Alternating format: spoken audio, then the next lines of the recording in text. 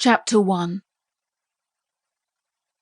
Keira Swanson pushed open the glass doors of Viatorum magazine and walked purposefully inside. It was Labour Day, but she, along with the rest of the writing staff, had been summoned to work at short notice.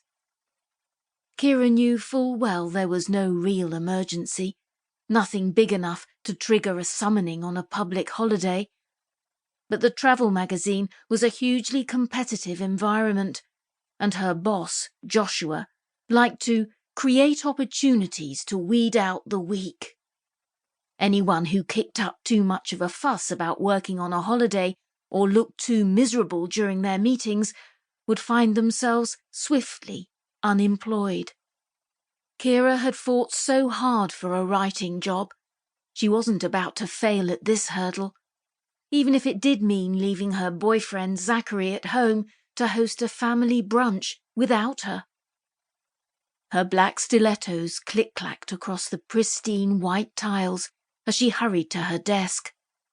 The Viatorum HQ was located in the hippest part of New York City, in a huge old warehouse that had been stylishly repurposed for office use. The windows were enormous, stretching all the way from the floor to the steepled ceiling, where steel beams with large bolts were still in place from the days when it had been used as a warehouse. The open-plan environment meant that every conversation was heard. Even whispers echoed. It also meant that no one dared bring in anything too pungent for lunch. Keira could still recall the moment a new writer, a ditzy young woman named Abby, had brought in a tuna salad on her first day.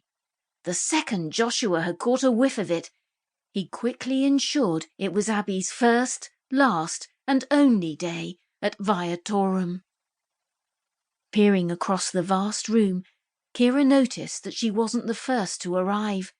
Nina, her friend and one of the assistant editors at Viatorum, was already hunched over her desk, tapping away at her keyboard.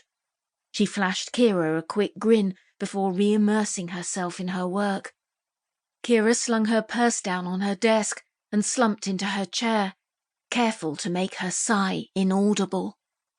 She hadn't realised working at the prestigious Viatorum magazine would involve so much acting, so much faking interest in conversation, so much pretending to be oh so accomplished.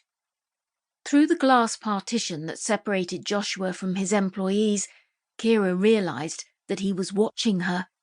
She wondered what he was thinking, whether he was surprised to see that she was the second person who had responded to his urgent summoning, or whether he was on the hunt to fire someone and she'd just become the prey that had wandered into his territory. Joshua emerged around the glass partition. He was wearing an electric blue suit and his hair was styled into a quiff. He stalked up to Keira's desk. "Have you finished the island research yet?" he asked, not even bothering to say hello. "Ah, yes, the Festival of Love article that Joshua had been assigned to write by Elliot, the CEO of Viatorum. It was supposed to be a huge, important project. At least, that's what Joshua had insinuated, though Keira herself couldn't fathom how a silly fluff piece on matchmaking during an outdated ceremony in a quaint Irish village could be construed as important.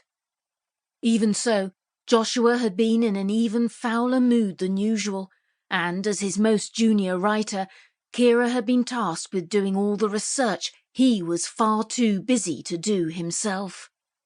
More like far too self-important, Keira thought silently to herself, as she looked up and smiled. "I emailed it to you before I left on Friday." "Email it to me again," Joshua demanded, without missing a beat. "I don't have time to trawl through my inbox looking for it." "No problem," Keira said, remaining as cordial as ever.